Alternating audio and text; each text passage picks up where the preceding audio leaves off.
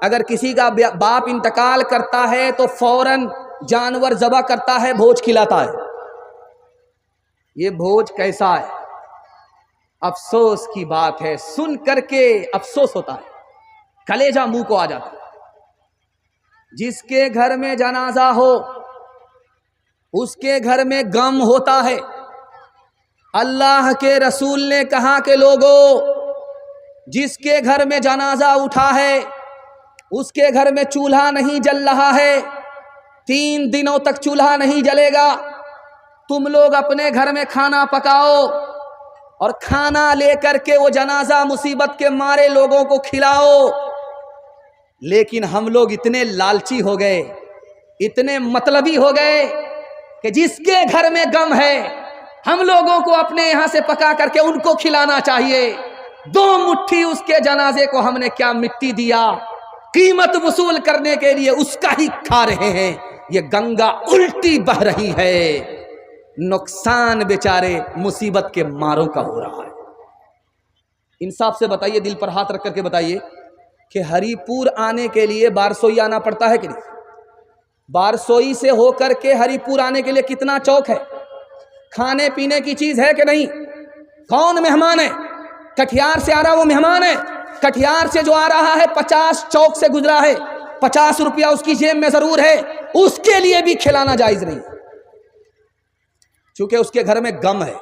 ہاتھ اٹھا کر کے وعدہ کیجئے، آج کے بعد سے ہم لوگ اپنے گھر میں کھانا پکائیں گے اور مصیبت کے مارے لوگوں کو کھلائیں گے، اس کے مہمان کو کھلائیں گے۔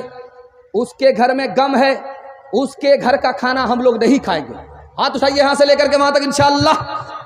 ماشاءاللہ اگر آپ نے اس پر عمل کر کے دکھا دیا، اس سال کا یہ 18 دسمبر کا جلسہ کامیاب ہو جائے گا۔ ایک مثال پر پیغام ختم کر رہا ہوں۔ نکاح اتنا آسان ہے، اتنا آسان ہے کہ نکاح سے بڑھ کر کے کوئی عمل ہی آسان نہیں۔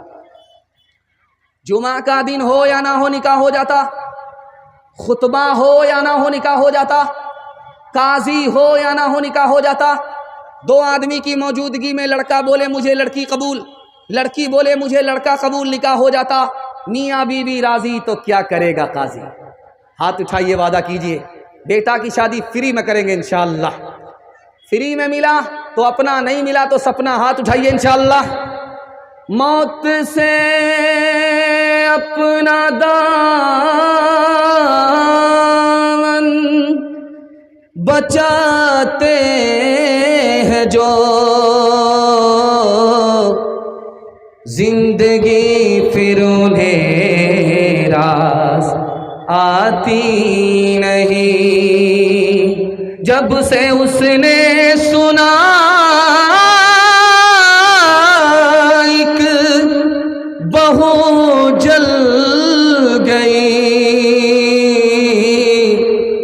ننھی بچی میری مسکراتی نہیں۔ ہے جہیز ایک لعنت اہل حق بتاتے ہیں، ہے جہیز ایک لعنت اہل حق بتاتے ہیں۔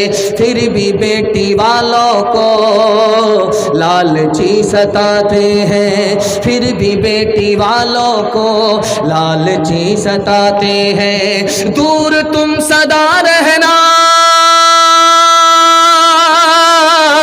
دور تم سدا رہنا ایسے پاپی لوگوں سے، ایسے پاپی لوگوں سے جو بہو کو بیٹی کو دنیا میں جلاتے ہیں، جو بہو کو بیٹی کو دنیا میں جلاتے ہیں۔